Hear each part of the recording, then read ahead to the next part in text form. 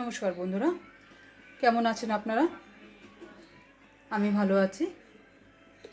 আজ রবিবার। আমি আজকে রান্না করছি শিম বাটা। শিম বাটা আমি দানা সমেত শিমটাকে বাটবো। তার মধ্যে নিয়েছি আমি এখানে ওই 150 গ্রামের মতো শিম। তাকে এইভাবে কেটে টুকরো টুকরো করে কেটে রেখেছি। আর নিয়েছি কাঁচা লঙ্কা, আর নিয়েছি রসুন। এগুলোকে সব আমি একসঙ্গে বাটবো।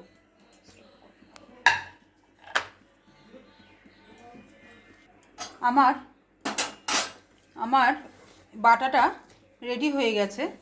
বাটাটা এই যে এইভাবে আমি বেটে রেখেছি। এবার আমি এতে দেব বেশ কিছুটা কালো জিরে দেব। দেওয়ার পরে আমি এই শিম বাটাটাকে দিয়ে দেবো। এটা একটু ঝাল ঝাল মিষ্টি মিষ্টি হবে।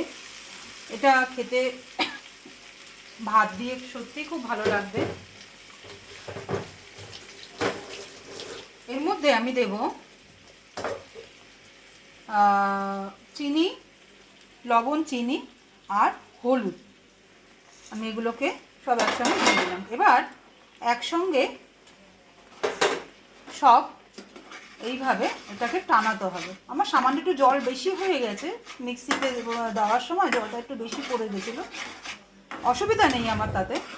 এটাকে এইভাবে টানালেই আমার রেডি হয়ে যাবে।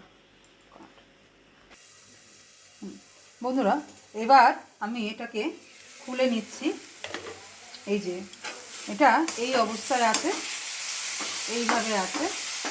এইভাবে পুরোটা জলটাকে টানিয়ে নিয়েছি। পুরো জলটাকে টানিয়ে নিয়ে এটাকে এইভাবে নাড়িয়ে চাড়িয়ে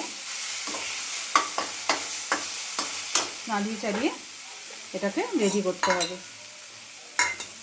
এটা ভাতের পাতে ঝাল ঝাল, এটা একটু ঝাল ঝাল হলে যারা ঝাল খেতে পছন্দ করেন একটু কাঁচা লঙ্কাটা বেটে নেবেন, ভালো লাগে খেতে।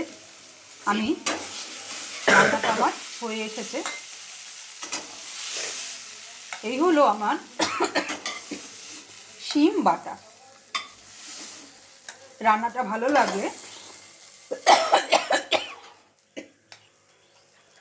ভালো লাগলে আমাকে লাইক, কমেন্ট, শেয়ার করবেন, একটু সাবস্ক্রাইব করে দেবেন। ভালো থাকবেন, সুস্থ থাকবেন, সাবধানে থাকবেন।